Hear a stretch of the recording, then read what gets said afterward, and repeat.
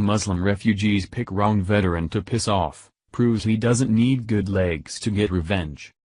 When you look America's enemies directly in the eyes like many of our military veterans have done, it's easy to see why being politically correct isn't one of their virtues.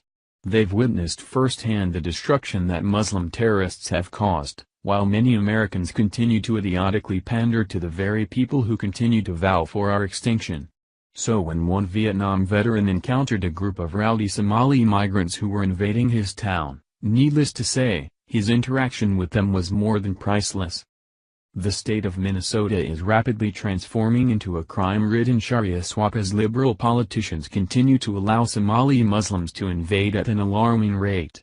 Neighborhoods throughout cities like Minneapolis bear little resemblance to the once all-American neighborhoods they were before, as these third-world country migrants transform these places into cesspools of crime. Over the past year, Muslims in Minnesota continue to force Sharia law on the locals, attempting to set up Sharia no-go zones, while constantly threatening white women with rape. Last month, the city of Minnesota made international headlines after a Somali Muslim migrant cop gunned down white woman Justine Damond in cold blood. Completely fed up with his state being overrun by terrorists, 61-year-old military veteran Joe F. Franks decided to make his politically correct sentiments known to the world, after encountering Muslim migrants selling their produce at a local farmer's market.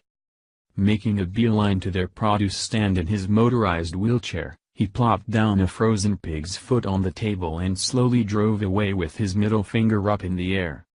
"I flipped them off and kept going," Franks said defiantly, giving zero craps about who his actions offended. "They're taking over the whole damn town. There are so many people who dislike them but just won't speak up." Predictably, the Muslims went into a full rage and called police demanding that Franks be immediately arrested for a hate crime. The terrorists at CARE wasted no time jumping on the incident to prove their case of how bigoted Americans are towards them, where in Islamic Relations, CARE-MN, took the story a step further, claiming that Franks cursed Islam's Prophet Muhammad and threw a pig's foot at a group of Somali Americans. Police conducted interviews of the angry Muslims who witnessed the incident, and located Franks at his home, where he was charged with misdemeanor disorderly conduct and is scheduled to appear in court on August 30th. CARE-MN Civil Rights Director Amir Malik was still not satisfied with Franks's punishment, saying, "If you curse a person's faith and then throw an object clearly designed to offend and intimidate, you should be charged with a hate crime." The Star Tribune reported that Franks contested some of the allegations against him, saying that after setting the pig's foot down that he didn't say one word. "It's something I shouldn't have done, but I'm tired of it. I flipped them off and kept going." The Star Tribune reported.